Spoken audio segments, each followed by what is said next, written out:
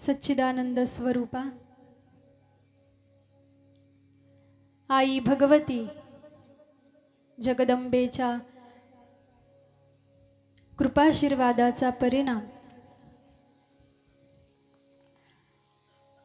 गेली 5 दिवस तुम्ही मी आई भगवतीच्या चरणारविंदाजवळ विराजमान झालेलो आहोत।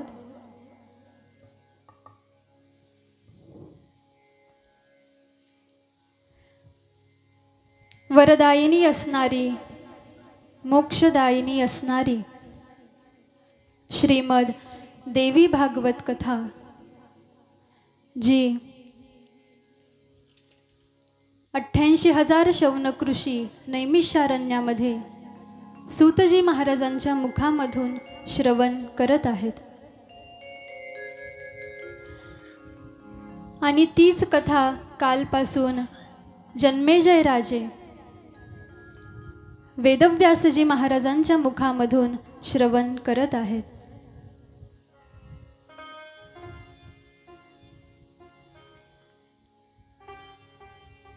कालच्या उत्तर भागामध्ये तुम्ही मी श्रवण केलं की आई भगवतीच्या बीज मंत्रातील एका अक्षराचं गायन केल्याचा परिणाम की मतिमंद असणारा उतथ्य हा महाविद्वान झाला।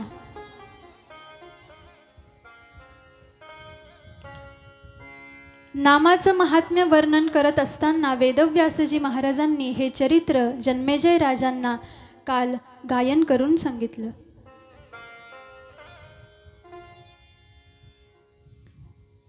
जन्मेजय राजे पुढचा प्रश्न विचारतात, गुरु महाराज, तुम्ही मला जी आज्ञा केलेली आहे की तू आता आई भगवतीचा सोहळा कर, तत्पूर्वी मला तुम्ही सांगा की आई भगवतीचा सोहळा हा का करत असतात?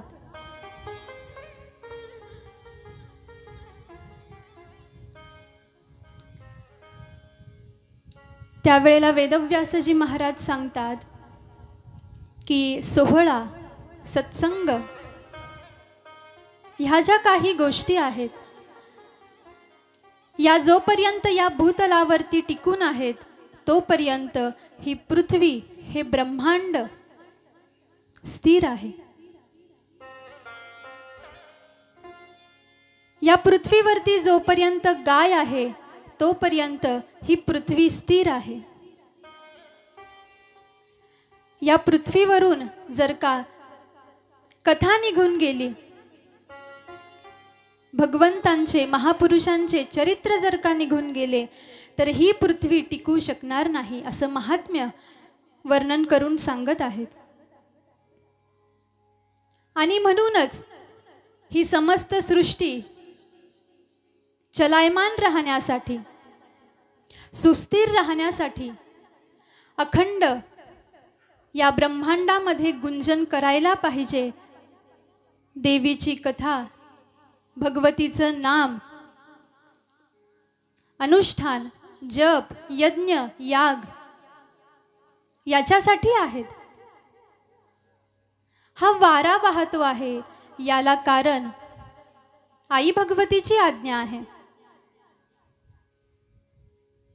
ही सृष्टी स्थिर आहे, सुस्थिर आहे याला कारण आई भगवतीची कथा अजूनही या पृथ्वीवरती टिकून आहे महाराज। आणि म्हणूनच याच्यासाठीच करायचे असतात सोहळे आणि याच्यासाठीच करायची असते कथा। कारण हे अनुष्ठान तुमच्या माझ्या कोण्या एकट्यासाठी नाही, हे जे अनुष्ठान चालतं हे समस्त जीवसृष्टीसाठी चालत असतं महाराज। सारे जीव सुखी व्हायला पाहिजे यासाठी सर्वेत्र सुखिनः सन्तु सर्वे सन्तु निरामयाः सर्वे भद्राणि पश्यन्तु मा कश्चित् दुःखवाप्नुयात्। हे वैदिक धर्माचं सूत्र आहे जे तुम्ही मी गायन करतो। कशासाठी? कारण प्रार्थना आहे ही की या पृथ्वीवरती असणारे संपूर्ण जी काही जीवसृष्टी आहे ती जीवसृष्टी अखंड सुखी राहिला पाहिजे, प्रसन्न राहिला पाहिजे. आणि याच्यासाठीच असते कथा आणि याच्यासाठी असतात सोहळे. सुखमय जीवन हो सर्वांचे, सुखमय जीवन हो सर्वांचे, सुखमय जीवन हो सर्वांचे, सुखमय जीवन हो सर्वांचे, सुखमय जीवन हो सर्वांचे, सुखमय जीवन हो सर्वांचे, सुखमय जीवन हो सर्वांचे, सुखमय जीवन हो सर्वांचे. नाम येत मुखी अंबेचे, नाम येत मुखी अंबेचे, नाम येत मुखी अंबेचे, सुखमय जीवन हो सर्वांचे, सुखमय जीवन हो सर्वांचे, सुखमय जीवन हो सर्वांचे. विसरण भावा कर्तव्याचा, विसरण भावा कर्तव्याचा, स्नेह भाव हा झडो सर्वांचा, स्नेह भाव हा जडो सर्वांचा. न हो अनादर गुरुजनांचा, न हो अनादर गुरुजनांचा. यातच हो कल्याण जीवाचे, यातच हो कल्याण जीवाचे, यातच हो कल्याण जीवाचे, सुखमय जीवन हो सर्वांचे, सुखमय जीवन हो सर्वांचे, सुखमय जीवन हो सर्वांचे. काम क्रोध हा लयास जावो, काम क्रोध हा लयास जावो, भाव अपपर निघोणी जावो, भाव अपपर निघून जावो. आहे त्यातच जन सुखी राहो, आहे त्यातच जन सुखी राहो.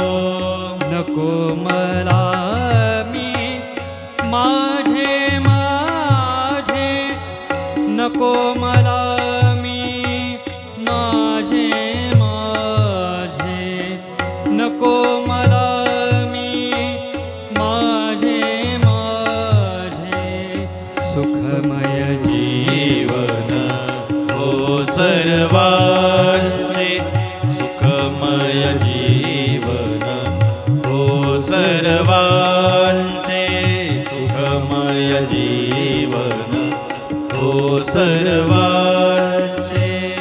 काही अणकुणी नये सांगाती, काही अनकुणी नये सांगाते, माया वंश नाती गोती माया वशही नाती गोती आम्हीची तरले आणि तरती नामेची तरले आणि तरती बोल सार्थ हे संत जनाचे बोल सार्थ हे संत जनाचे बोल सार्थ हे संत जनाचे सुखमय जीवन हो सर्वांचे सुखमय जीवन हो सर्वांचे सुखमय जीवन हो सर्वांचे अनेक संत अनेक देवता अनेक संत अनेक देवता भासो मज मम कुल दैवत भासो मज मम कुल दैवत हीच कष्टी लाभो विनया प्रत हीच दृष्टी लाभो विनया प्रत भेदनादी सो मनास कोठे भेदनादी सो मनास कोठे भेदनादी सो मनास कोठे सुखमय जीवन हो सर्वांचे सुखमय जीवन हो सर्वांचे सुखमय जीवन हो सर्वांचे सुखमय जीवन हो सर्वांचे हा एकमेव हेतू आहे कथेचा. हा एकमेव हेतू आहे सोहळा करण्याचा. हा एकमेव हेतू आहे कीर्तनाचा.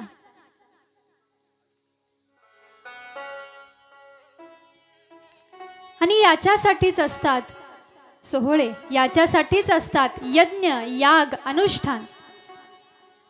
हे काही तुमच्या माझ्या एकट्यासाठी नाही महाराज. याने फक्त एकाच मनुष्याला सुख प्राप्त होईल असं नाही. आपण कथेची प्रस्तावना ज्या वेळेला श्रवण केली त्यावेळेला आपण जरासं संक्षिप्त चिंतन या विषयासंदर्भात पाहिलेलं आहे की कथेचं आयोजन नियोजन केल्याचा परिणाम हा काय होत असतो. आणि तेच सूत्र आज वेदव्यासजी महाराज जन्मेजय राजांना सांगत आहेत की काही संकट ही समष्टीवरती येत असतात आणि काही संकट ही व्यष्टीवरती येत असतात. समष्टी अर्थात समस्त जीवांवरती आणि व्यष्टी अर्थात कोण्या एकावरती. आणि देवी भागवताचं वैशिष्ट्य असं आहे महाराज की ज्या वेळेला राष्ट्रावरती संकट येतं, ज्या वेळेला समाजावरती संकट येतं, त्यावेळेला आवर्जून समाजाने देवी भागवताचं अनुष्ठान हे केलंच पाहिजे.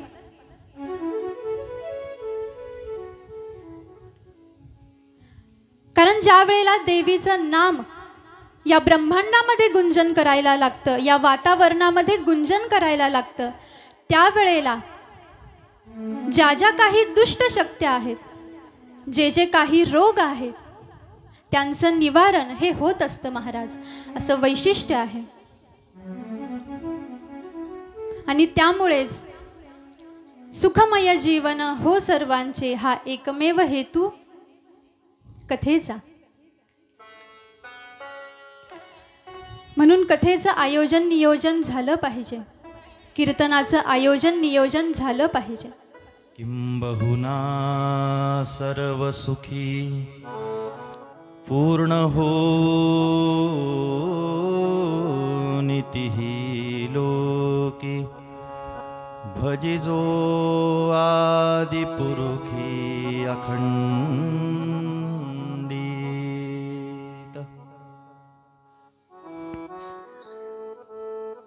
आणि हेच मागणं ज्ञानोबारायांनी सुद्धा विश्वेश्वर भगवंताकडे मागितलेलं आहे.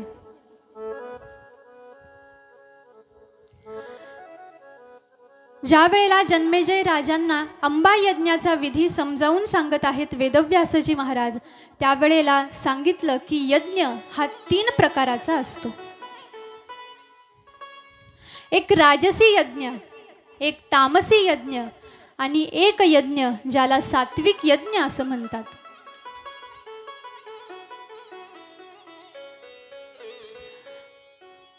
आणि म्हणूनच कशाचा परिणाम या समष्टीवरती होत असतो, कोणतं यज्ञ केल्याचा परिणाम या समष्टीवरती होत असतो हे सांगत असताना सांगितलं महाराज की ज्या वेळेला मनुष्याकडून सात्विक यज्ञ घडेल, ज्या वेळेला मनुष्याकडून सात्विक कथा गायन केल्या जाईल, ज्या वेळेला मनुष्याकडून सात्विक कथा श्रवण केल्या जाईल, त्यावेळेला तो परिणाम हा दिसून येत असतो. नसता समाजामध्ये कथा कीर्तनाचं आयोजन करणारे काही कमी नाहीत महाराज. मग तरी सुद्धा समाजाचं एवढं वातावरण जे बिघडलेलं आहे हे कशामुळे? याला कारण आयोजन तर होतं आहे, नियोजन तर होतं आहे, नाम तर गायल्या जात आहे, परंतु ते कोणत्या पद्धतीनं गायल्या जात आहे याचा विचार मात्र होत नाही. समाजामध्ये जे चालू आहे तो राजसी प्रकार आहे, तो तामसी प्रकार आहे आणि म्हणूनच त्याचा परिणाम हा समाजावरती काही काही वेळेला इष्ट होताना दिसत नाही. ज्याला असं वाटत असेल की मी केलेल्या अनुष्ठानाचा परिणाम, मी केलेल्या यज्ञाचा परिणाम माझ्यावरती व्हावा, इष्ट व्हावा, याच्यासाठी आपण तो सात्विक पद्धतीने करायला पाहिजे. हे सूत्र आहे.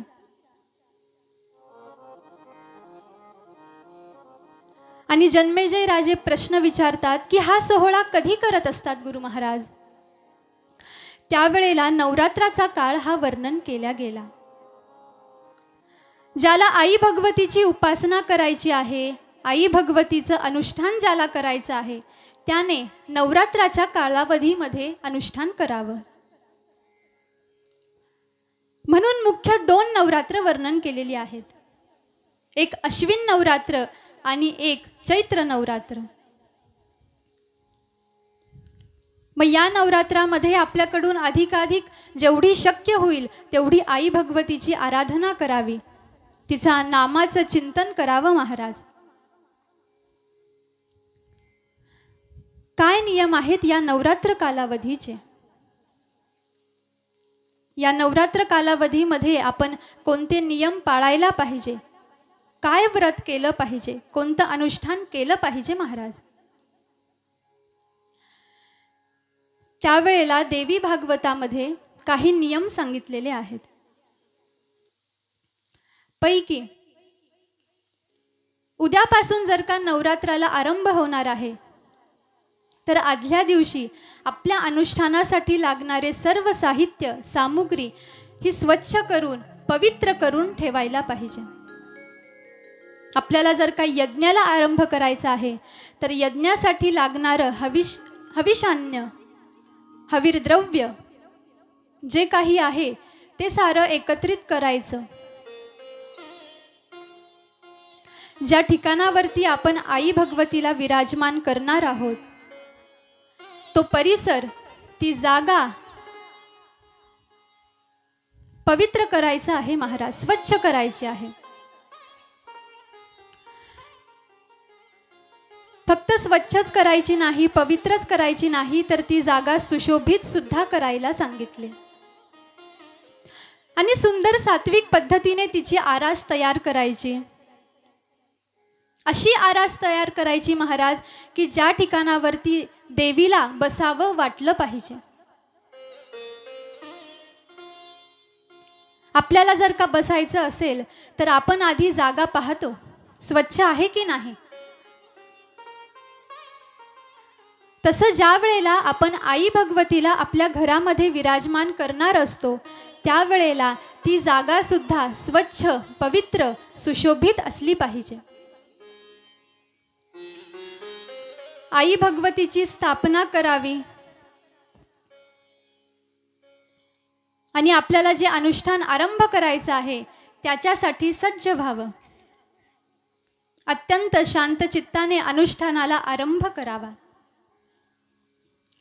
आणि या अनुष्ठानाच्या कालावधीमध्ये आपल्याला जेवढं व्रतस्थ राहता येईल तेवढं व्रतस्थ राहण्याचा प्रयत्न हा प्रत्येकाने करायला पाहिजे.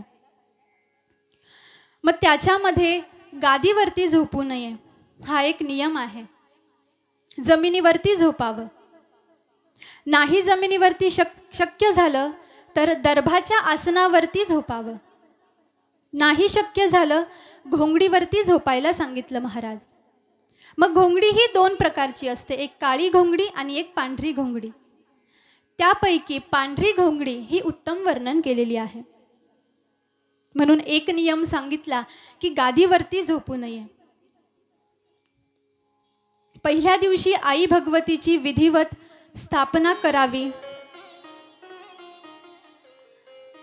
आणि लक्षात घ्या की अनुष्ठान व्रत करत असताना आपल्या कुलपरंपरेने जी प्रथा चालत आलेली आहे, जी पद्धत चालू असते, ज्याला कुलाचार असं म्हणतात, तो करायला पाहिजे. आता पहा, इथं प्रत्येकाच्या घरचा कुलाचार हा वेगवेगळ्या पद्धतीचा आहे. मग आपल्या कुलाचाराप्रमाणे आई भगवतीची विधिवतरित्या प्रतिष्ठापना करावी, मूर्ती बसवावी किंवा घट बसवला जातो.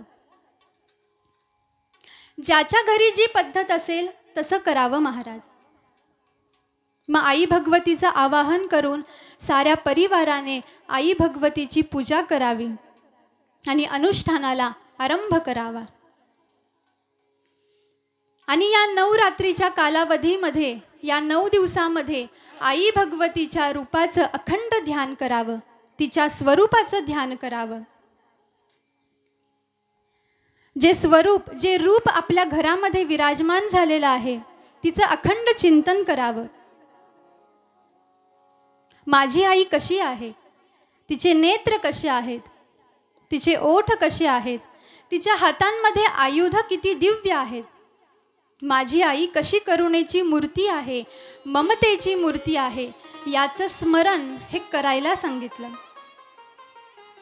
आणि जास्तीत जास्त आई भगवतीच्या नाममंत्राचा जप हा अखंड करायचा आहे. परंतु अशौच स्थिती जर का असली तर आई भगवतीच्या बीज मंत्राचं गायन मात्र कुणीही करू नये. मग सुंदर अशा पद्धतीनं शक्य झाल्यास कथेचं आयोजन करावं, कीर्तनाचं आयोजन करावं, भजनाचं आयोजन करावं. व्रतस्थ राहून कथा श्रवण करावी, कीर्तन श्रवण करावं, भजनाचं गायन करावं महाराज. मग सुंदर अशा पद्धतीनं आई भगवतीला नैवेद्य अर्पण करावा, धूप अर्पण करावं, दीप अर्पण करावं. आता नैवेद्याचा जर का विचार आला तर आई भगवतीला काय आवडतं?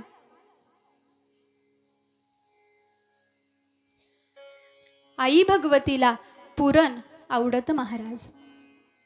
आणि त्याचा नैवेद्य हा आपण नवरात्रामध्ये तिला दान करत असतो. पण बऱ्याच जणांच्या घरी 9 दिवसाचा उपवास केला जातो आणि उपवास करायला पाहिजे. कुलाचाराप्रमाणे हा विधी आहे किंवा हा नियम आहे. मग ज्याला 9 दिवस शक्य असेल त्याने 9 दिवस उपवास करावा. नाही 9 दिवस शक्य झालं तर एक भुक्त करावं, अर्थात दिवसातून 1 वेळेला भोजन करावं. नाही ते शक्य झालं तर अष्टमी, नवमी आणि दशमी या 3 दिवशी उपवास करायला सांगितला.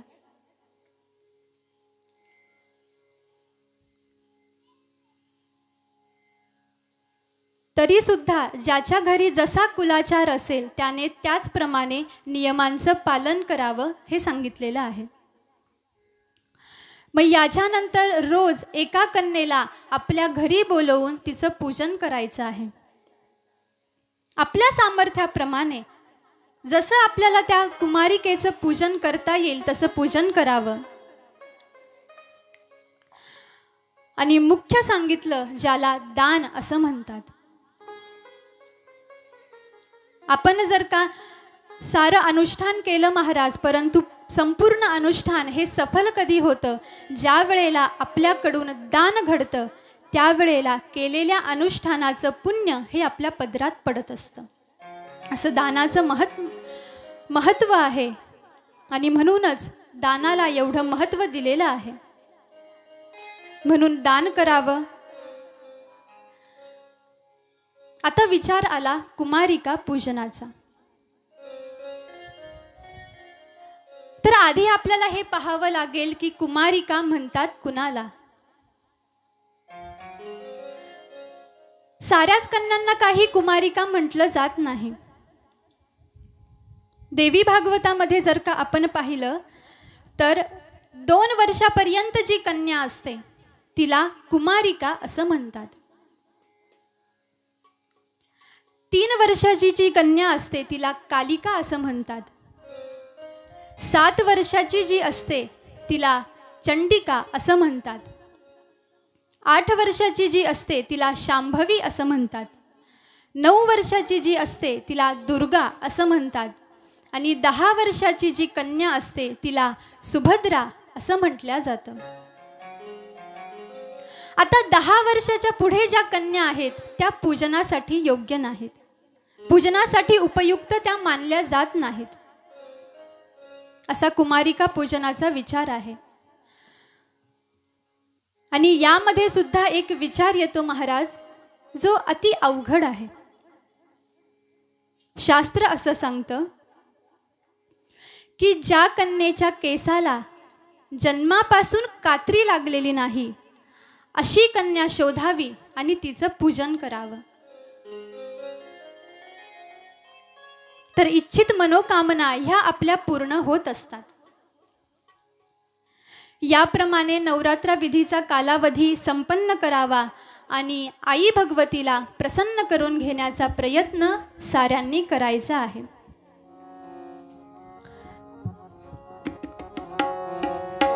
आली दारुण पौर्णिमा घरी बोलवा जगदंबा.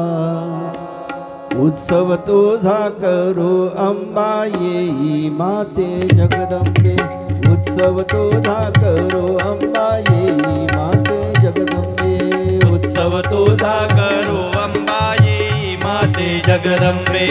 उत्सव तुझा करू अंबा येई माते जगदंबे.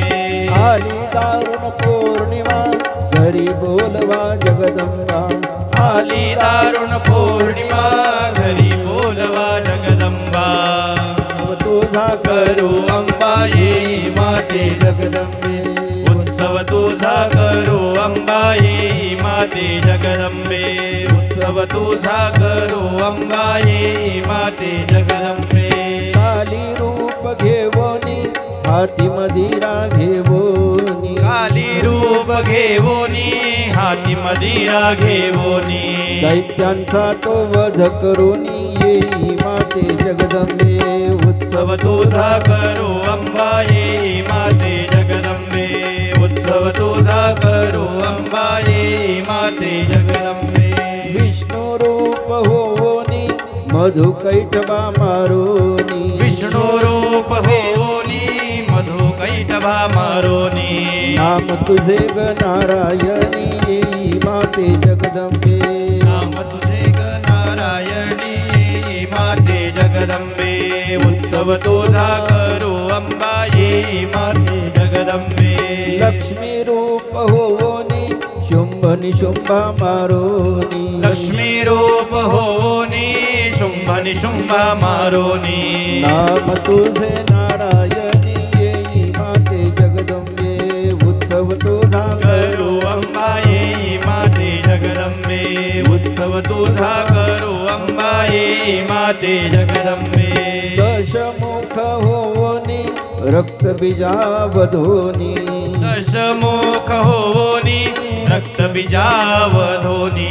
गिळले तू दैत्या लागोनी येई येई माते जगदंबे उत्सव तुझा करो अंबा येई माते जगदंबे उत्सव तुझा करो अंबा येई माते जगदंबे आद्य रूप माहोरी लक्ष्मी ते कोल्हापुरी आद्य रूप माहोरी लक्ष्मी ते कोल्हापुरी तुळजापूरची तुळजा भवानी येई माते जगदंबे उत्सव तुझा करो अंबा येई माते जगदंबे उत्सव तुझा करो अंबा येई माते जगदंबे रेणुका माता मोहिनी परशुरामाची जननी रेणुका माता मोहिनी परशुरामाची जननी सत्ता तुझी गती भुवनी येई माते जगदंबे उत्सव तुझा करो अंबा येई माते जगदंबे उत्सव तुझा करो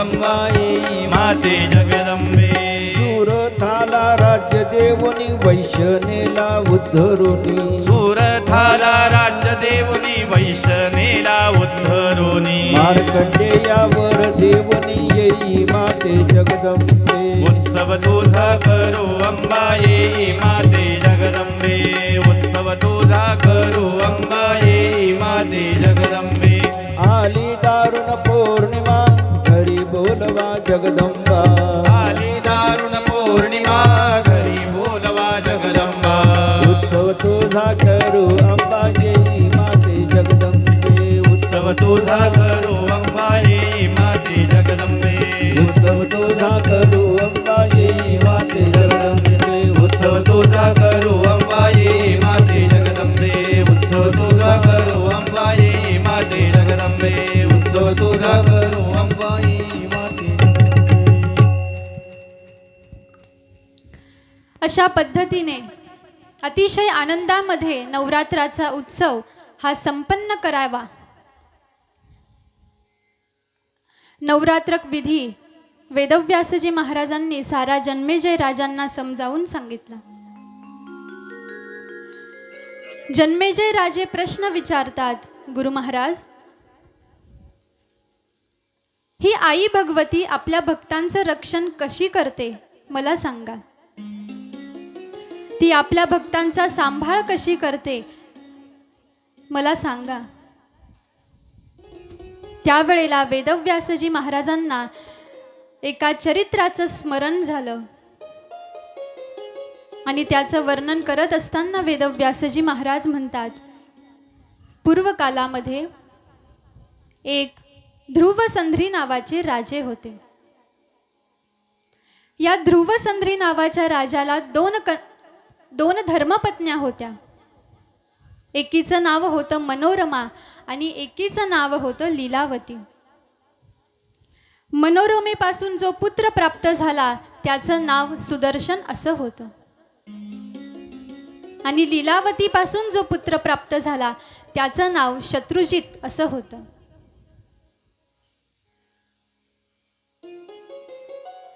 मनोरमा आणि लीलावती दोघीही सख्या बहिणीसारख्या राहायच्या महाराज. एवढं सख्यत्व त्यांच्यामध्ये होतं.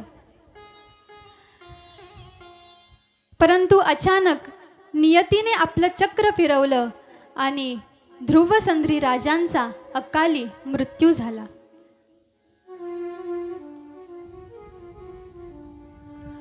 राजाचा मृत्यू झालेला आहे. आता राजगादीवरती बसवावं कुणाला हा प्रश्न उपस्थित झाला. मनोरमेच्या माहेरचे जे होते ते म्हणायला लागले की मनोरमेचा पुत्र सुदर्शन हा राजगादीवरती बसेल. लीलावतीच्या माहेरकडचे म्हणायला लागले की लीलावतीचा पुत्र शत्रुजित हा राजगादीवरती बसेल. आणि आता मात्र दोनही परिवारांमध्ये वितुष्ट उत्पन्न झालं. लीलावतीचे जे वडील होते ज्यांचं नाव युधाजित राजे असं होतं, यांच्याकडे अपार सामर्थ्य होतं आणि या युधाजिताने निश्चय केला की आता राजगादीवरती लीलावतीचा पुत्र याला मी बसवणार आहे. आणि त्यासाठी राज्यावरती आक्रमण करण्याची तयारी युधाजितानं आरंभ करून दिली. युधाजितानं आपलं सैन्य पाठवलं आणि आता मात्र राज्यावरती आक्रमण आरंभ झालेलं आहे. ही गोष्ट ज्या वेळेला लक्षात आली मनोरमेच्या, सुदर्शनाच्या, आता काय करावं प्रश्न उपस्थित झाला महाराज. त्यावेळेला एक मंत्री होते ज्यांचं नाव विद्युल्ल असं होतं. हे अतिशय निष्ठावान मंत्री होते. विद्युल्ल मंत्री म्हणायला लागले की आई साहेब, तुम्हाला आता राजमहाल सोडून कुठेतरी दूर निघून जावं लागणार आहे.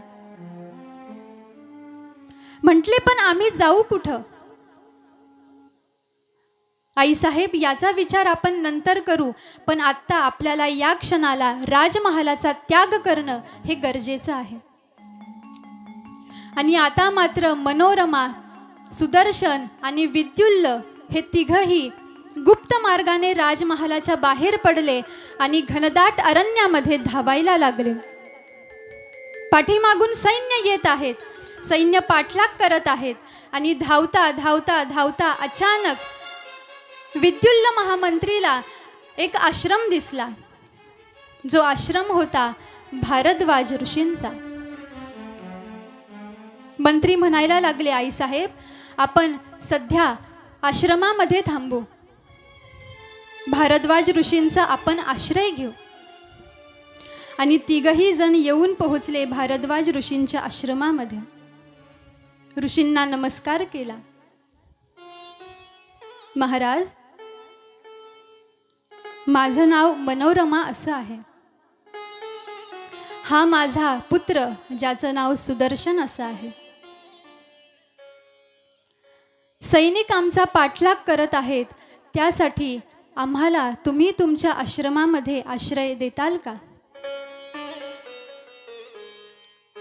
भारद्वाज ऋषी म्हणतात, मनोरमा, चिंता करू नकोस, हा माझा आश्रम आहे, हा भारद्वाजाचा आश्रम आहे, हा तपस्व्याचा आश्रम आहे. या ठिकाणावरती तुझ्यावरती कोणतंही संकट येणार नाही. तू निश्चिंत राहा, मी तुमचं रक्षण करेन. आणि मनोरमा आणि सुदर्शन भारद्वाज ऋषींच्या आश्रमामध्ये राहायला लागले. हे लक्षात आलं युधाजित राजाच्या, आणि युधाजित राजाने सारं सैन्य गोळा केलं. त्या आश्रमाला चारही बाजूने वेढा घातला आणि आश्रमावरती चालून जाणार एवढ्या वेळामध्ये युधाजिताजवळ एक मंत्री येऊन पोहोचला. आणि मंत्री म्हणायला लागला, हो राजे, असे मदामध्ये तुम्ही उन्मत्त होऊ नका. तुमच्या लक्षामध्ये येत आहे का की हा आश्रम कुणाचा आहे? युधाजित म्हणायला लागला, तुला काय वाटतं? तुला माझं सामर्थ्य ज्ञात नाही का? तुला माझ्या सामर्थ्यावरती शंका आहे का? म्हटले, महाराज, मला तसं म्हणायचं नाही, परंतु जेवढा तुमच्या सामर्थ्यावरती विश्वास आहे ना, त्यापेक्षा अधिक माझा संतांवरती विश्वास आहे. संतांच्या सामर्थ्यावरती विश्वास आहे माझा. तुम्हाला काय वाटलं? ते झोपडीमध्ये राहतात, सर्व संग परित्याग करून अरण्यामध्ये राहतात, त्यांच्याजवळ कुठल्याही प्रकारचा शस्त्रसाठा नाही, याचा अर्थ ते निर्बल आहेत का? तुम्ही त्यांच्यावरती आक्रमण करू शकता का असं तुम्हाला वाटतं का? परंतु हे एवढं सोपं नाही महाराज. आणि आता मात्र तो सैनिक युधाजिताला एक प्रसंग वर्णन करून सांगायला लागला. म्हटले, महाराज, पूर्वकालामध्ये विश्वामित्रांचा आश्रम होता. आणि या विश्वामित्रांचा सुद्धा असाच भ्रम झाला होता.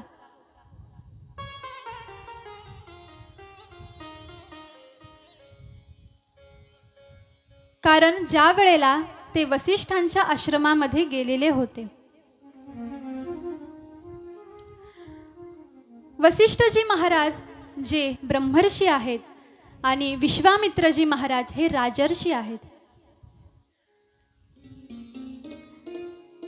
वसिष्ठजी महाराज रोज म्हणायचे विश्वामित्रांना, महाराज अहो कधीतरी आमच्या आश्रमामध्ये सुद्धा या, तुमची सेवा करण्याची संधी तुम्ही आम्हाला द्या.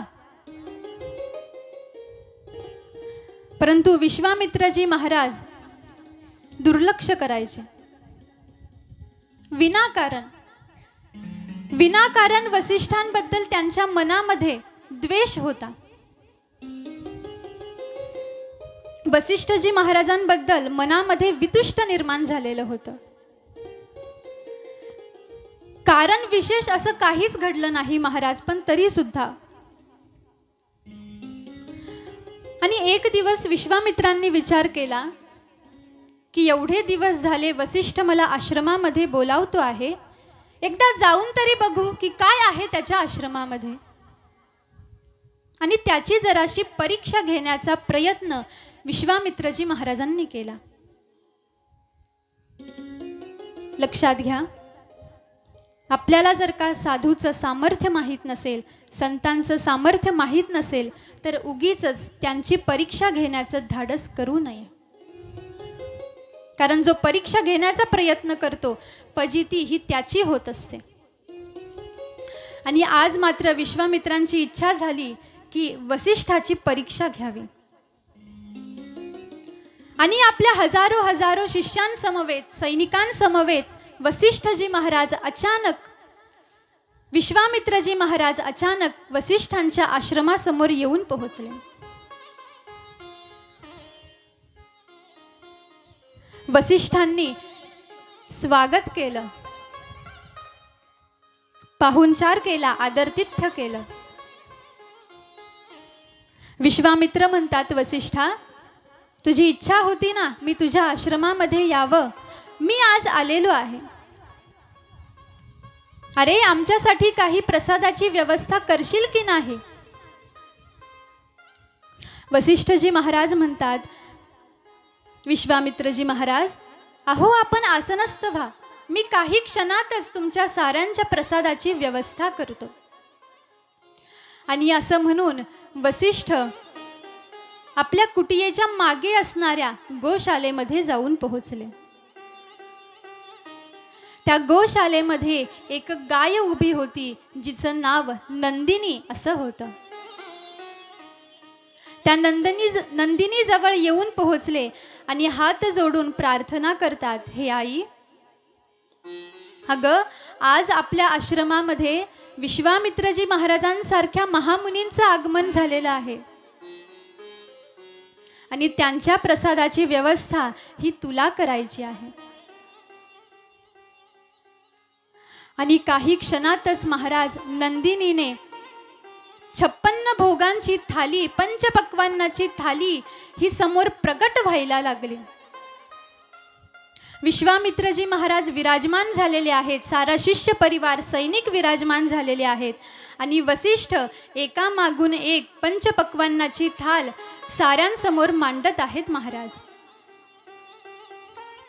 प्रश्न पडला विश्वामित्रांना की याच्या कुटियेमध्ये पाहावं तर धन नाही, धान्य नाही, काहीच नाही, आणि एवढे पंचपक्वान्न यानं तयार केले कसे? आनंदाने साऱ्यांनी प्रसाद सेवन केला आणि विश्वामित्रजी महाराज येऊन पोहोचले वसिष्ठांजवळ. वसिष्ठजी महाराज अहो आज तृप्त झालो मी तुमच्या घरचा प्रसाद सेवन करून. म्हटले, महाराज तुम्ही हे पंचपक्वान्न कसे तयार केले? अर्थात तुमच्याकडे पाहिलं, कुटियेमध्ये पाहिलं तर धान्य नाही, धन नाही, मग तुम्ही एवढ्या कमी कालावधीमध्ये हे पंचपक्वान्न कसे तयार केले? जिज्ञासा आहे माझ्या मनामध्ये. साधू स्वभावाचे होते महाराज वसिष्ठजी. विश्वामित्रांचं कपट लक्षात आलं नाही आणि सहज बोलून गेले की विश्वामित्रजी महाराज अहो आई भगवतीने मला एक गाय दान केलेली आहे जिचं नाव नंदिनी असं आहे. चला म्हटले मी तुम्हाला नंदिनीचं दर्शन करवून देतो. आणि विश्वामित्रजी महाराज येऊन पोहोचले गोशालेमध्ये. पहा, ही आहे नंदिनी. मला जे काही हवं असेल ते सारं ही नंदिनी, हा आई भगवतीचा प्रसाद मला दान करत असते. हे ऐकलं विश्वामित्रजी महाराजांनी आणि लोभ मनामध्ये उत्पन्न झाला. माझ्याकडे सुद्धा अशी गाय असायला पाहिजे, ही नंदिनी माझ्याकडे असायला पाहिजे, अशी इच्छा मनामध्ये उत्पन्न झाली. आणि विश्वामित्रजी महाराजांनी गाईला धरलं. म्हटले, वसिष्ठा, तू मला या नंदिनीचं दान कर. म्हटले, महाराज, अहो, हा आई भगवतीचा प्रसाद आहे, मी तुम्हाला तो दान करू शकत नाही. परंतु कुणाचंही न ऐकणाऱ्या वसिष्ठजी महाराजांनी गाईला धरलं महाराज, आणि गाईची इच्छा नसताना सुद्धा गाईला ओढत ओढत न्यायला लागले. नंदिनी वसिष्ठांकडे पाहायला लागली. डोळ्यांमधून अश्रुधारा वाहत आहेत आणि प्रार्थना करते आहे की वसिष्ठजी महाराज, अहो, मला यांच्यासोबत जायचं नाही, तुम्ही माझं रक्षण करा.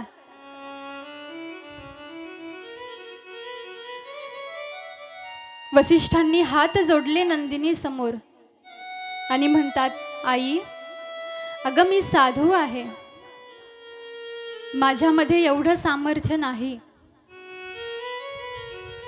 पण तू तर भगवती आहेस ना, तुझ्यामध्ये एवढं सामर्थ्य आहे, तू जर का ते सामर्थ्य प्रगट केलं तर तूच तुझं रक्षण करू शकतीस. आणि हे ऐकल्याबरोबर नंदिनीनं एक हंबरडा फोडला. जसाच हंबरडा फोडला महाराज, नंदिनीच्या शरीरामधून बाणांचा वर्षाव व्हायला लागला. त्या वर्षावामध्ये विश्वामित्रजी महाराजांचे सारे सैनिक शिष्य हे मरून पडायला लागले. हे लक्षात आलं विश्वामित्रजी महाराजांच्या, आणि नंदिनी समोर विश्वामित्रांनी शरणागती स्वीकारली. हे आई, माझ्या लक्षात आलं नाही तुझं सामर्थ्य, तू मला क्षमा कर. त्यावेळेला वसिष्ठ म्हणतात की विश्वामित्रजी महाराज, अहो, यासाठी तुम्हाला आई भगवतीचा धावा करावा लागेल, आई भगवतीची शरणागती स्वीकारावी लागेल, आणि त्याच वेळेला तुमच्यावरती आलेलं संकट हे दूर होईल. विश्वामित्रजी महाराजांनी आई भगवतीची शरणागती स्वीकारली, क्षमा मागितली, आणि जो वर्षाव बाणांचा होत होता तो एका क्षणामध्ये बंद होऊन गेला. सारे सैनिक पुन्हा जिवंत झाले, सारे शिष्य पुन्हा जिवंत झाले. परीक्षा पाहण्यासाठी आलेले होते वसिष्ठजी महाराज साधूची. परिणाम काय झाला? विश्वामित्रांचीच फजिती होऊन गेली ना.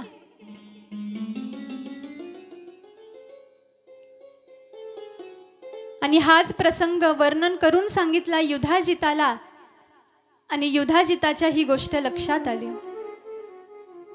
युधाजित म्हणायला लागला की जोपर्यंत मनोरमा आणि सुदर्शन हे भारद्वाजांच्या आश्रयाने राहत आहे तोपर्यंत मी यांच्यावरती आक्रमण करणार नाही.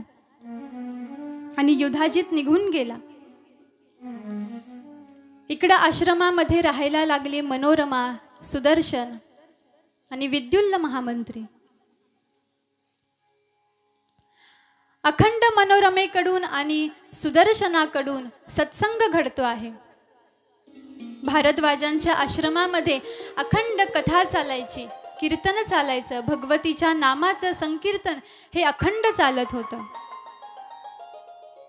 आणि तीच कथा, तेच नाम मनोरमेच्या आणि सुदर्शनाच्या कानावरती पडायला लागलं.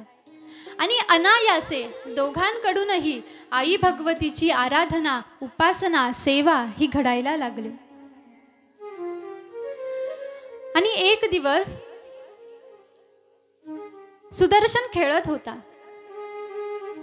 खेळता खेळता अचानक सुदर्शनाच्या कानावरती एक शब्द येऊन पडला, एक अक्षर येऊन पडलं. हे अक्षर काय आहे, हे अक्षर कुणाचं आहे याचं ज्ञान सुदर्शनाला नाही. ते अक्षर होतं क्लीम.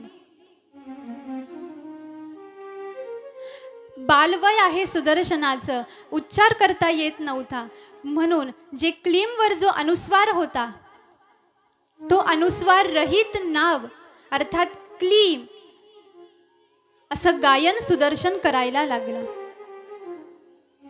नवीन काहीतरी आहे हे कानावरती पडलं आणि अखंड मुखाने त्याचं गायन व्हायला लागलं. अखंड या मंत्राचं गायन सुदर्शनाकडून होतं आहे. दिवसापाठीमागून दिवस निघून गेले महाराज, आणि एक दिवस काशी नगरीमध्ये जो काशी नरेश होता त्याने आपल्या कन्येच्या स्वयंवराचं आयोजन केलं. वार्ता येऊन पोहोचली भारद्वाज ऋषींपर्यंत, आणि भारद्वाज ऋषी विचार करतात की माझ्या आश्रयाने सुदर्शन राहतो आहे, सुदर्शन आता विवाह योग्य झालेला आहे. आणि हा विचार करून एक दिवस भारद्वाज ऋषी सुदर्शन आणि मनोरमा काशीच्या दिशेने वाटचाल करायला लागले.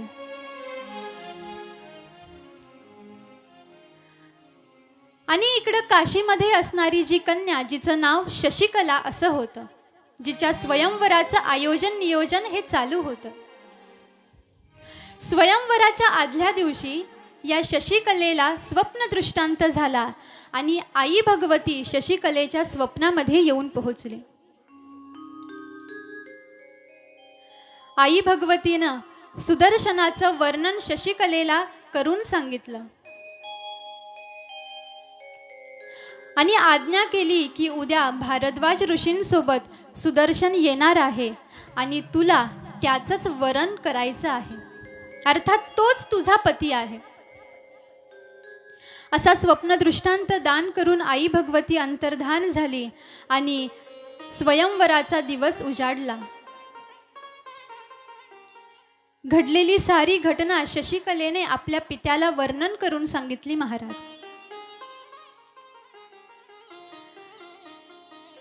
परंतु राजा विचार करायला लागला की आता मी साऱ्या राजांना आमंत्रण दिलेलं आहे, आता काही क्षणातच सारे स्वयंवरासाठी उपस्थित होतील, आता मी या स्वयंवराला नकार कसा देऊ. पण ज्या वेळेला शशिकलेने आई भगवतीचा दृष्टांत वर्णन करून सांगितला त्यावेळेला मात्र राजांना सुद्धा नकार देता आला नाही. स्वयंवरासाठी उपस्थित झालेल्या साऱ्या राजांपर्यंत ही वार्ता जाऊन पोहोचली, हा स्वप्न दृष्टांत जाऊन पोहोचला आणि सारे राजे हे निघून गेले.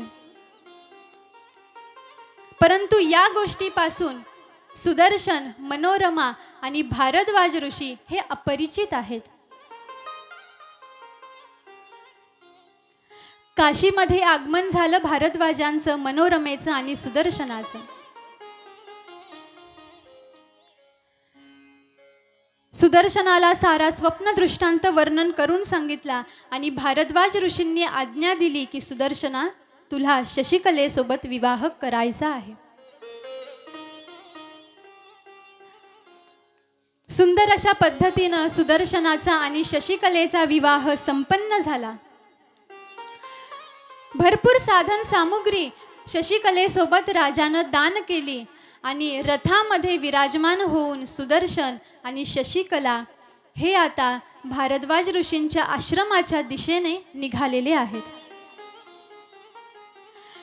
घनदाट अरण्यामध्ये येऊन पोहोचला दोघांचाही रथ आणि शत्रूंचं अजूनही लक्ष हे सुदर्शनावरती आहे महाराज. जसं शत्रूंच्या लक्षामध्ये आलं की सुदर्शन एकटा हा अरण्यामध्ये आलेला आहे, सोबत सैन्य नाही, हे ज्या वेळेला लक्षात आलं त्यावेळेला युधाजिताने आणि साऱ्या सैनिकांनी सुदर्शनाच्या रथाला घेरा घातला. आणि आता मात्र सुदर्शनाच्या ही गोष्ट लक्षात आली की आता मी आणि माझा परिवार हा सैन्यांच्या शत्रूंच्या तावडीमध्ये सापडलेलो आहे. जवळ कोणतंही शस्त्र नाही, अस्त्र नाही, काय करावं अशा वेळेला सुदर्शनाला स्मरण झालं आई भगवतीचं आणि सुदर्शन म्हणायला लागला, कुणीही घाबरू नका, मी जे सांगतो तसं साऱ्यांनी करायचं आहे. आणि साऱ्यांनी एकमुखाने आई भगवतीच्या क्लीम या नावाचा अखंड उच्चार करण्यासाठी आरंभ केला. आणि इकडे सुदर्शन आई भगवतीचा धावा करतो आहे. आई धाव त्वरे पाव, आई धाव त्वरे पाव, तुझे रूप दावी मज डोळा शरण मी तुझला. आलो ग शरण मी तुझला, आलो ग शरण मी तुझला. आई धाव त्वरे पाव, आई धाव त्वरे पाव, तुझे रूप दावी मज डोळा शरण मी तुझला. आलो ग शरण मी तुझला, आलो ग शरण मी तुझला. मी अज्ञानी कळते मजला, मी अज्ञानी कळते मजला. तव स्मरणाविन काळ गमविला. तव स्मरणाविन काळ गमविला. येऊ दे करुणा काही, येऊ दे करुणा काही, तुझ विन तारी कोण ग मजला. शरण मी तुझला, आलो ग शरण मी तुझला, आलो ग शरण मी तुझला. आई धाव त्वरे पाव, आई धाव त्वरे पाव, तुझे रूप दावी मज डोळा शरण मी तुझला. आलो ग शरण मी तुझला, आलो ग शरण मी तुझला. तव स्मरणाते आम्हा निर्मिसी, तव स्मरणाते आम्हा निर्मिसी. माया मोही तूच टाकीसी, माया मोही तूच टाकीसी. गुंतलो संसारी, गुंतलो संसारी, यातुनी मार्ग दावी निघण्याला. शरण मी तुझला, आलो ग शरण मी तुझला, आलो ग शरण मी तुझला. आई धाव त्वरे पाव, आई धाव त्वरे पाव, तुझे रूप दावी मज डोळा शरण मी तुझला. आलो ग शरण मी तुझला, आलो ग शरण मी तुझला. तूच जगाची पालन करती, तूच जगाची पालन करती. कर्मा कर्माची फलदात्री, कर्मा कर्माची फलदात्री. लावी गे मूळ माये, लावी गे मूळ माये, तुझ्या भजनाचे वेड मजला. शरण मी तुझला, आलो ग शरण मी तुझला, आलो ग शरण मी तुझला. आई धाव त्वरे पाव, आई धाव पाव तुझे रूप दावी मज डोळा शरण मी तुझला आलो ग शरण मी तुझला आलो ग शरण मी तुझला पूर्वी जे होणार ते घडले पूर्वी जे होणार ते घडले काय पुढे होणार न कळे काय पुढे होणार न कळे हरिया विनया हरिया विनया जाते घडी पळाने वाया शरण तुझला आलो ग शरण आलो ग शरण मी तुझला आई धाव त्वरे पाव आई धाव त्वरे पाव तुझे रूप दावी मज डोळा शरण मी तुझला आलो ग शरण मी तुझला आलो ग शरण मी तुझला शरण मी तुझला शरण मी तुझला अखंड आई भगवतीच्या नामामध्ये तल्लीन झालेला आहे सुदर्शन. हा आवाज जाऊन पोहोचला आई भगवतीच्या कानावरती आणि अचानक आकाश मार्गामधून बाणांचा वर्षाव हा साऱ्या सैनिकांवरती व्हायला लागला. कुणाच्याही लक्षात येत नव्हतं वर्षाव कुठून होत आहे आणि लख प्रकाश पडला. चतुर्भुज रूप धारण करून आई भगवती प्रगट झाली आणि साऱ्यांनी एक वेळेला आई भगवतीच्या नामाचा अखंड जय जयकार करायला आरंभ केला. रेणुका माता की जय. सारेजण पाहायला लागले आई भगवतीच्या रूपाकडे.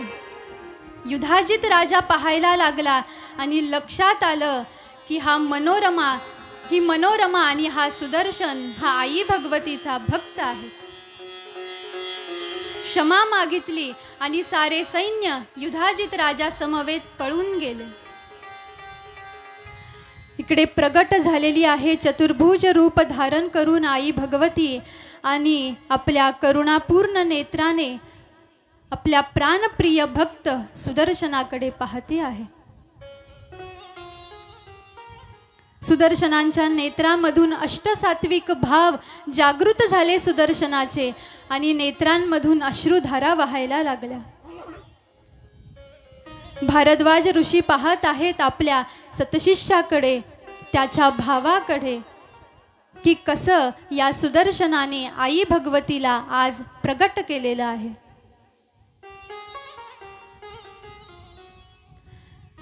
आणि आई भगवती म्हणायला लागली, सुदर्शना, मी तुझ्यावरती प्रसन्न आहे बाळा.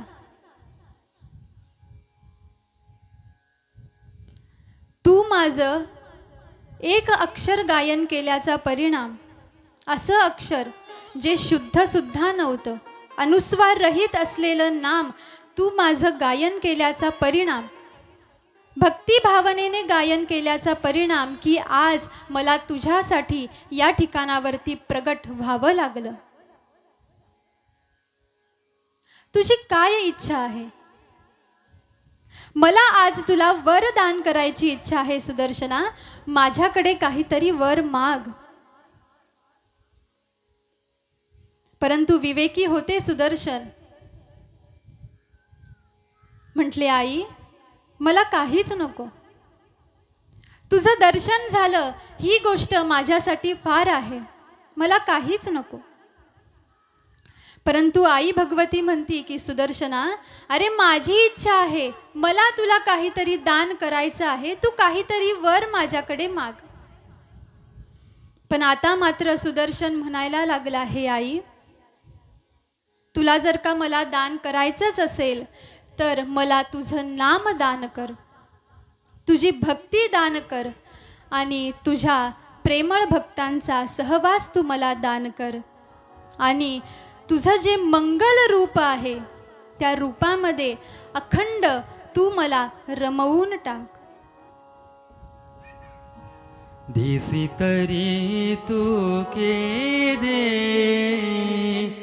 आई, दिसी तरी तू के दे आई, दिसी तरी तू के दे आई, दिसी तरी तू के दे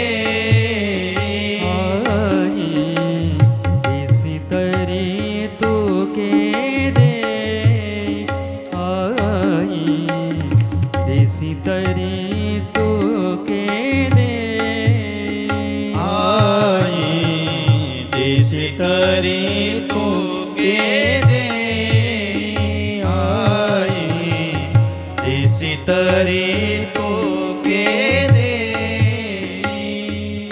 तुझ्या कृपेने जगतो जीव, तुझ्या कृपेने जगतो जीव, काय मागू तुझ आई, आई, दिसी तरी तू के रे आई, दिसी तरी तू के दे आई, दिसी तरी तू के दे.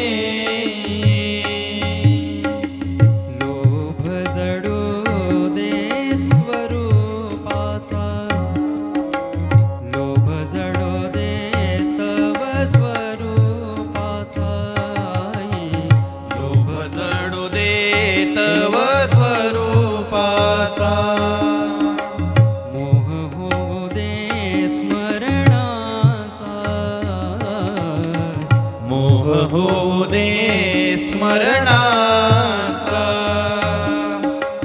गर्व चढू दे तव भक्तीचा, गर्व चढू दे तव भक्तीचा, मत्सर घडू दे तव मजला, मत्सर घडू दे मजला त्याचा, बिनमुख जे तव नामी ग आई, दिसी तरी तू के दे आई, दिसी तरी तू के दे आई, दिसी तरी तू के दे.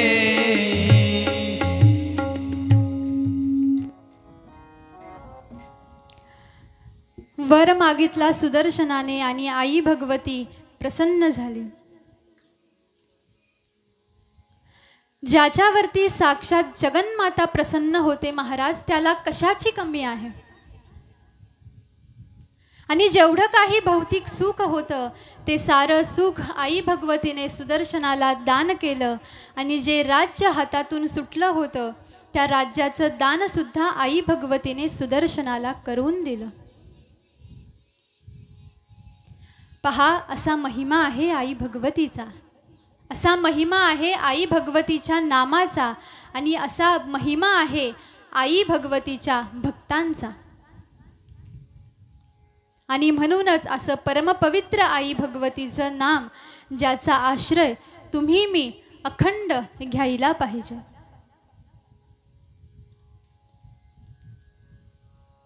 हा चरित्र भाग श्रवण करून संतुष्ट झाले जन्मेजय राजे, आणि जिज्ञासा उत्पन्न झाली मनामध्ये. आणि प्रश्न विचारतात की गुरु महाराज, ही आई भगवती कशी प्रगट होते, तिचं रूप कसं असतं, ती असुरांचा विनाश करण्यासाठी ती कसं रूप धारण करते, हे तुम्ही मला वर्णन करून सांगा. आता मात्र वेदव्यासजी महाराज सांगायला लागले की पूर्व कालामध्ये एक रंभ नावाचा दैत्य होता, राक्षस होता.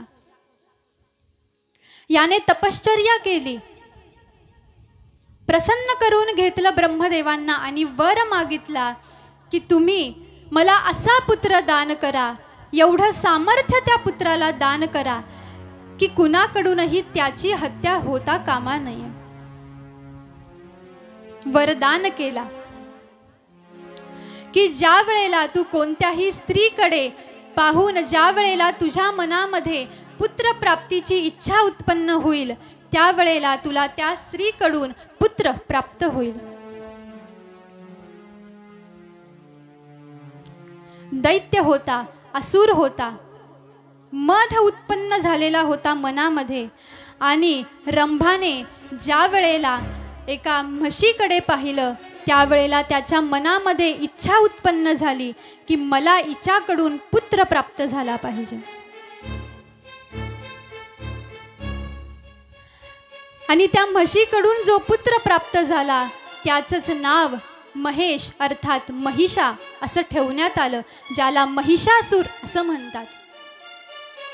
जसा वर प्राप्त झालेला होता तेवढं सामर्थ्य या महिषासुराला प्राप्त झालं. आणि स्वतःच्या सामर्थ्यावरती या महिषासुराने संपूर्ण पृथ्वीवरती स्वतःचं आधिपत्य स्थापन केलं, स्वर्गावरती आधिपत्य स्थापन केलं आणि साऱ्या देवतांना स्वर्गामधून पळून लावलं. आता मात्र साऱ्या देवता ह्या भयभीत झालेल्या आहेत आणि साऱ्या देवता जाऊन पोहोचल्या ब्रह्मलोकाला. आणि विचार विनिमय सुरू झाला की आता या ब्रह्मदेवाचा नाश कसा करायचा. त्यावेळेला साऱ्यांनी आई भगवतीची आराधना केली, आई भगवतीचा धावा केला. कारण असं होतं की या महिषासुराला असं वाटायचं महाराज की या मृत्यूलोकामध्ये एक वेळ पुरुष माझा वध करू शकतो, अर्थात पुरुषामध्ये तेवढं सामर्थ्य आहे माझा वध करण्याचा, परंतु कोणत्याही स्त्रीमध्ये एवढं सामर्थ्य नाही की ती महिषासुराचा वध करू शकेल. आणि म्हणूनच साऱ्या देवतांनी आई भगवतीचा धावा केला आणि बुद्धी प्राप्त झाली साऱ्या देवतांना. साऱ्या देवतांनी आपल्या शरीरामधून तेज बाहेर काढलं आणि सारं तेज साऱ्यांचं ज्या वेळेला एकत्र केलं महाराज, त्यावेळेला लख प्रकाश पडला आणि त्या प्रकाशामधून आई भवानी जगदंबा प्रकट झाली. आई भगवतीच्या त्या रूपाकडे सारेजण पाहायला लागले. मंगल असणारं दिव्य असणारं आई भगवतीचं रूप, जिने 18 हात धारण केलेले आहेत. आणि साऱ्या देवतांनी आपल्याकडे असणारं एक एक शस्त्र आई भगवतीला दान केलं. आई भगवतीची पूजा केली, आराधना केली. नारायणांकडे असणारं सुदर्शन चक्र आई भगवतीला दान केलं. भगवान शंकरांकडे असणारा त्रिशूल आई भगवतीला दान केला. इंद्राकडे असणारं वज्र आई भगवतीला दान केलं. आणि यथोपचारे आई भगवतीची सेवा साऱ्या देवता या ठिकाणावरती करत आहेत. आणि प्रार्थना केली आई भगवतीला साऱ्या देवतांनी मिळून की हे आई, तू प्रगट झालेली आहेस, याचा अर्थ आता तू दैत्यांचा विनाश करणारच आहेस. तू प्रगट झाली, यामुळे आमच्या मनामध्ये असणारं भय हे आता दूर झालेलं आहे. ज्या वेळेला आई भगवतीने स्मित हास्य करून साऱ्या देवतांकडे पाहिलं महाराज, त्यावेळेला साऱ्या देवतांनी आई भगवतीच्या नामाचा जय जयकार करण्यासाठी आरंभ केला. जय पाही, जय पाही, जय पाही असं म्हणत म्हणत सारेजण आनंदोत्सव साजरा करत आहेत. सारं वातावरण मंगलमय होऊन गेलेलं आहे महाराज. आणि ज्या वेळेला आई भगवती ही साऱ्या देवतांची मनोकामना पूर्ण करण्यासाठी प्रकट झालेली आहे, ती आई भवानी येऊन पोहोचली एका घनदाट अरण्यामध्ये आणि आपल्या मुखामधून एक मधुर स्वर आई भगवती काढते आहे. हा स्वर जाऊन पोहोचला महिषासुराच्या कानावरती आणि विचार करायला लागला की या मृत्यूलोकामध्ये इतका सुमधुर स्वर हा कुणाचा आहे. सैनिकांना आदेश केला, म्हटले जाऊन पहा कुणाचा स्वर आहे हा. कोणी धाडस केलेला आहे या महिषासुराच्या राज्यामध्ये. जो कोणी असेल त्याचा वध तुम्हाला जाऊन करायचा आहे. आदेश दिला सैनिकांना. महिषासुराचे मंत्री निघाले. त्या आवाजाचा मागोबा घेत घेत घेत घेत जाऊन पोहोचले अरण्यामध्ये आणि पाहतात तर काय, सिंहावरती विराजमान झालेली अष्टभुजा असलेली भवानी, दैदिप्यमान प्रकाश आहे, लखलखणारं तेज आहे आणि मुखामधून सुमधुर स्वर बाहेर काढते आहे. हे त्या मंत्र्यांनी पाहिलं महाराज आणि जाऊन पोहोचले महिषासुराकडे. म्हटले महाराज, अहो अरण्यामध्ये अतिशय सुंदर स्त्री आलेली आहे. एवढी सुंदर स्त्री आहे की तिचं रूप आतापर्यंत एवढं सुंदर कधी कोणी पाहिलेलं नाही. इतकी सुंदर ती आहे. वाघावर बसलेली आहे. 18 हात तिला आहेत आणि तिच्या एवढी सुंदर लावण्यवती दुसरी कोणीही नाही. एवढी सुंदर ती आहे म्हटले. सैनिकांच्या मुखामधून एवढं वर्णन श्रवण केलं आणि आता मात्र महिषासुराचा मद जागा झाला. महिषासुराचा काम जागा झाला आणि महिषासुर म्हणायला लागला, जर ती एवढी सुंदर असेल तर तिला म्हणावं की तुला महिषासुरा सोबत विवाह करावा लागेल. महिषासुर महाराजांना तुझ्या सोबत विवाह करायची इच्छा आहे असा निरोप जाऊन सांगा तिला. आता पुन्हा एक वेळेला सारे सैनिक आई भवानी पर्यंत येऊन पोहोचले आणि महिषासुराचं वर्णन करायला लागले. आई भगवतीला म्हणतात, कोण आहेस तू? तुझं नाव काय आहे? आई भगवती म्हणते, तुम्हाला काय करायचं माझ्या नावाशी? म्हटले, आमचे महिषासूर नावाचे महाराज आहेत. एवढे सामर्थ्यवान आहेत, एवढे बलवान आहेत की त्यांच्या इतकं बलवान या त्रिभुवनामध्ये दुसरं कोणीही नाही. आणि आमच्या महाराजांची अशी इच्छा आहे की त्यांचा विवाह हा तुझ्या सोबत व्हावा. म्हटले, काय नाव सांगितलं तुमच्या महाराजांचं? महिषासूर. मी त्याच्यासोबत विवाह करणार नाही. त्या रेड्यासोबत मी विवाह करणार नाही. अर्थात म्हशीच्या पुत्रासोबत मी विवाह करणार नाही असं आई भगवती म्हणते आहे. तुमच्या महाराजांना जाऊन सांगावं की एकदा तुमचा चेहरा पाहिला का आरशामध्ये? मी एवढी सुंदर आहे आणि तू कसा आहेस? अवहेलना केली महिषासुराची आणि सारे सैनिक पुन्हा येऊन पोहोचले महिषासुराकडे. जे जे काही आई भगवतीनं म्हटलं, जो जो काही अपमान केला, ते सारं काही सैनिकांनी महिषासुराला वर्णन करून सांगितलं. आता मात्र महिषासूर म्हणायला लागला की मला हिची भेट घ्यावीच लागेल. हिने जर का माझ्यासोबत विवाह करण्यासाठी नकार दिला तर मी हिचा वध केल्याशिवाय राहणार नाही. मला रेड्याचा पुत्र म्हणाली, मला म्हशीचा पुत्र म्हणाली, मला रेडा असं म्हणालीस.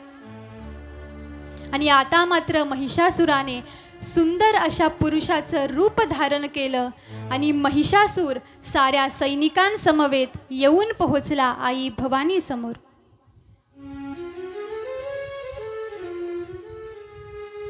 सैनिकांनी आधी सावध केलं होतं. म्हटले, महाराज तुम्ही तिच्या समोर जाऊ नका, ती भगवती आहे, ती जगदंबा आहे.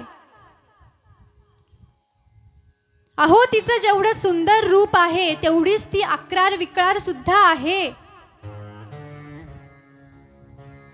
लालबुंद नेत्र ती धारण करते, तुम्ही तिच्या समोर जाऊ नका. तिला युद्धासाठी तुम्ही आवाहन करू नका. परंतु महिषासुराने काही ऐकलं नाही आणि महिषासूर येऊन पोहोचला आई भगवती समोर. महिषासूर म्हणायला लागला, मी तुला अजून एक वेळेला संधी देतो, बोल माझ्याशी विवाह करशील का? परंतु आई भगवती म्हणायला लागली की मी विवाहित आहे. परब्रह्म परमात्मा माझा पती आहे आणि त्याची मी सौभाग्यवती आहे. तो माझा आहे आणि मी त्याची आहे. मला तुझ्यासोबत विवाह करायचा नाही. हे ज्या वेळेला आई भगवतीनं सांगितलं महाराज, आता मात्र महिषासूर क्रोधाने लालबुंद झाला. महिषासुराच्या अहंकाराला धक्का लागला आणि महिषासुराने आई भगवतीला युद्धासाठी आवाहन केलं. आपलं मूळ स्वरूप आई भगवतीनं प्रगट केलं आणि महिषासूर आणि आई भगवती मध्ये घनघोर अशा प्रकारचं युद्ध आरंभ झालं. बाष्कल आणि दुर्मुख नावाचे दोन दैत्य ज्या वेळेला आले, त्यांचा सुद्धा अल्प कालावधीमध्ये आई भगवतीने नाश करून टाकला. महिषासुराने ताम्र नावाचा दैत्य पाठवला, त्याचा सुद्धा आई भगवतीने वध केला महाराज. आणि आता मात्र महिषासूर स्वतः आई भगवती समोर येऊन पोहोचलेला आहे. दोघांमध्येही घनघोर अशा प्रकारचं युद्ध आरंभ झालं. ज्या सिंहावरती आई भगवती बसलेली आहे, त्या सिंहाने जसाच महिषासुराच्या मानेवरती आपला पंजा मारला, एका क्षणामध्ये महिषासूर खाली पडला आणि आई भगवतीनं एका वारामध्ये महिषासुराचा वध केला.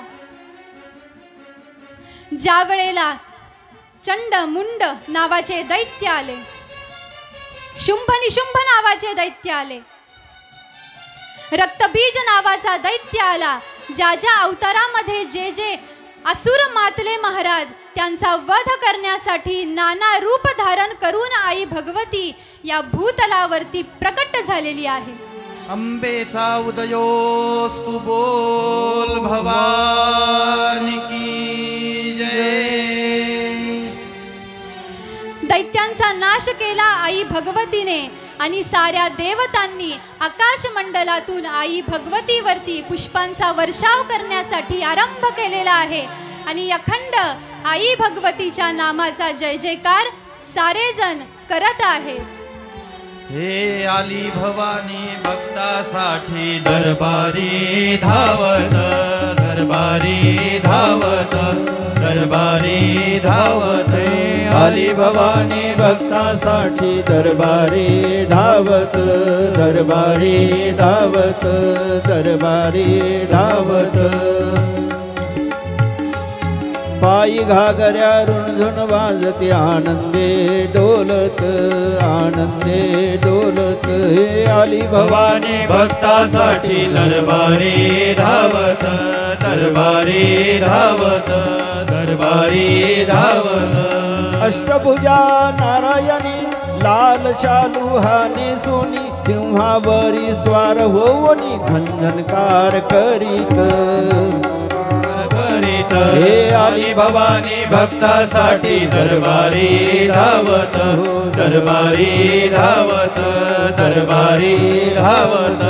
किरीट कुंडले कुरळे केस भाळी मळवट बिंदी घोष, मुखी तांबूल रंगला खास बिकट हास्य जोरात बिकट हास्य जोरात आली भवानी भक्तासाठी दरबारी धावत दरबारी धावत दरबारी धावत शंख चक्र गदा घेऊन खड्ग परिग हाती सोनी वरद हस्त उभी भवानी शंख वाजवी जोरात शंख वाजवी जोरात हे आली भवानी भक्तासाठी दरबारी धावत दरबारी धावत दरबारी धावत सर्व भक्ता दर्शन देऊनी संकट त्यांचे सर्व हरोनी दस दिशा अवलोकोनी हरी शरण अंबेसी हरी शरण अंबेसी हे आली भवानी भक्तासाठी दरबारी धावत दरबारी धावत दरबारी धावत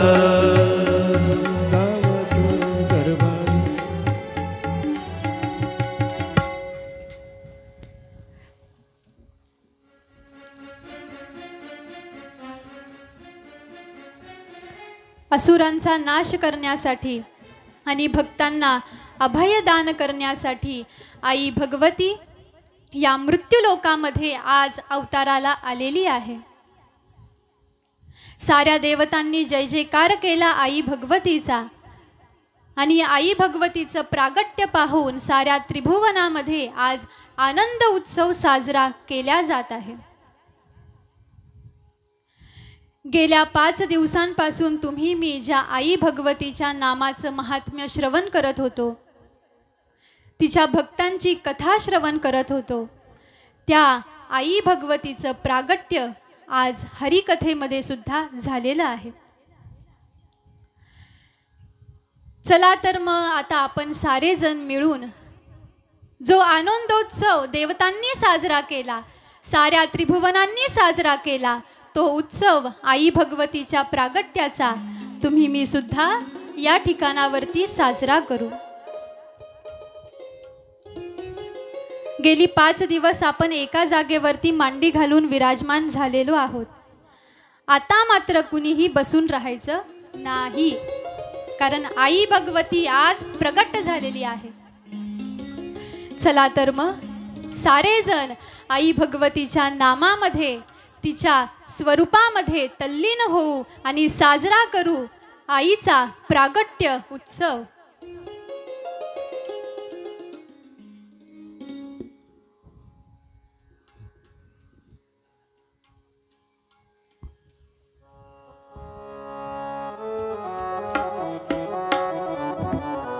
रेणुका माता की जय। आईला पाहोनिया पाहोनिया हो उदंग आईला पाहोनिया पाहोनिया हो उदंग बोलाई जगदंब हो बोलाई जगदंब हो बोलाई जगदंब आईला पाहोनिया पाहोनिया होई दंग आईला पाहोनिया पाहोनिया हो दंग जय हो बोलाई जगदंब हो बोलाई जगदंब हो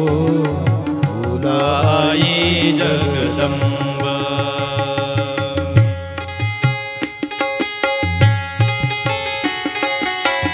ज्यांना पावली खेळता येते त्यांनी पावली खेळायची आहे।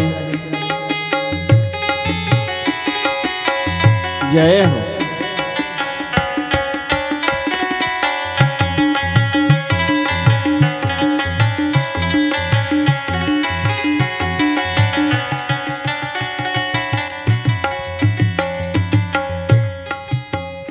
आईला पाहोनिया पाहोनिया हो उदंग आईला पाहोनिया पाहोनिया हो उदंग बोलाई जगदंब हो बोलाई जगदंब हो बोला आई जगदंब आईला पाहोनिया पाहोनिया हो दंग आईला पाहोनिया पाहोनिया हो दंग बोला आई जगदंब हो बोला आई जगदंब हो बोला आई जगदंब सिंहावरी आली बैसोनी सिंहावरी आली बैसोनी आली माहुराची राणी आली माहुराची राणी केला अरण्यात हो आनंद केला अरण्यात हो आनंद बोला आई जगदंब हो बोला आई जगदंब हो बोला आई जगदंब जरी शालू अंगिका चोळी जरी शालू अंगिका चोळी जरी शालू अंगिका चोळी जरी शालू अंगिका चोळी पैंजण पायी शोभली पैंजण पायी शोभली कटी कमर पट्ट्याला घुंगरू बंद बोला आई जगदंब हो बोला आई जगदंब हो बोला आई जगदंब अलंकारे आई शोभली अलंकारे आई शोभली मनगटी गोट पाटली मनगटी गोट पाटली आईच्या बाजू बंद बोला आई जगदंब हो बोला आई जगदंब हो बोला आई जगदंब येवोनी गाभाऱ्यात बैसली आई येवोनी गाभाऱ्यात बैसली भक्तासाठी आई आली भक्तासाठी आई आली शक्ती नटली अर्ध अंग बोला आई जगदंब हो बोला आई जगदंब हो बोला आई जगदंब आईला पाहोनिया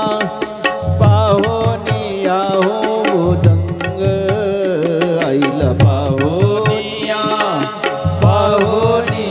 हो दंग बोला आई जगदंब बोला आई जगदंब हो बोला आई जगदंब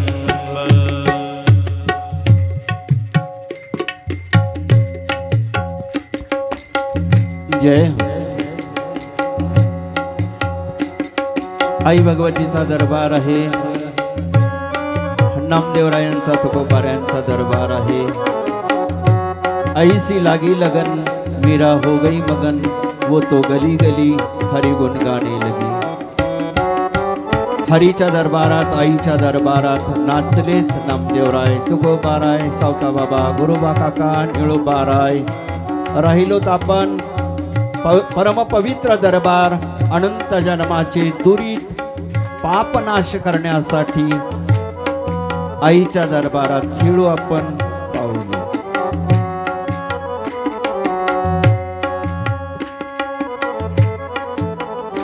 माझ्या आईचा सोन्यावानी रंग, माझ्या आईचा सोन्यावानी रंग, मोत्याने भरा हिचा भांग, हो मोत्याने भरा हिचा भांग, हो मोत्याने भरा हिचा भांग. माझ्या आईचा सोन्यावानी रंग, माझ्या आईचा सोन्यावानी रंग, भरा हिचा भांग, हो मोत्याने भरा हिचा भांग, हो मोत्याने भरा हिचा भांग. नेसली शालू अंगिका चोळी, नेसली शालू अंगिका चोळी, कर्णफुले पायी मासोळी, कर्णफुले पायी मासोळी. लाल शालूचा भडक रंग, लाल शालूचा भडक रंग, मोत्याने भरा हिचा भांग, हो मोत्याने भरा हिचा भांग, हो मोत्याने भरा हिचा भांग. दागदागिने आईला घालू, दागदागिने आईला घालू, आईला पाहून आनंदे डोलू, आईला पाहून आनंदे डोलू. हो आईच्या भजनात दंग, हो आईच्या भजनात दंग, मोत्याने भरा हिचा भांग, हो मोत्याने भरा हिचा भांग, हो मोत्याने भरा हिचा भांग.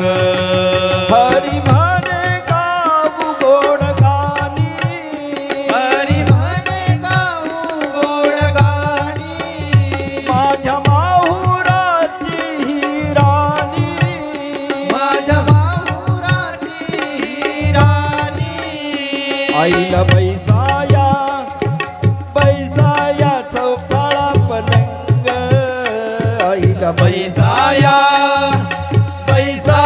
चौकाळा पलंग, मोत्याने भरा हिचा भांग, हो मोत्याने भरा हिचा भांग, हो मोत्याने भरा हिचा भांग, मोत्याने भरा हिचा भांग, हो मोत्याने भरा हिचा भांग, मोत्याने भरा हिचा भांग.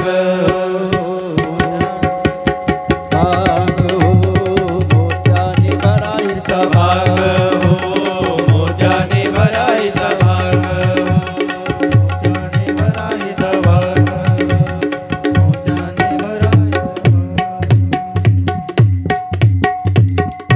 रेणुका माता की जय. आनंदिवाचा उद्योस्तु बोल भवानी की जय.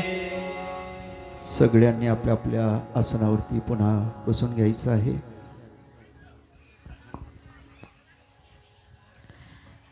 आई भगवतीचं प्रागट्य आज कथेमध्ये झालेलं आहे, ज्याचं वर्णन वेदव्यासजी महाराजांनी जन्मेजय राजांना करून दिलं आणि श्रवण करून हर्ष झाला जन्मेजय राजांना. आता कशा रीतीने जन्मेजय राजे पुढचा प्रश्न विचारतात आणि त्याची कशी उत्तरं, कोणते चरित्र वेदव्यासजी महाराज श्रवण करून सांगतील, गायन करून सांगतील, हा सारा कथाभाग तुम्ही मी श्रवण करू उद्याच्या सत्रामध्ये.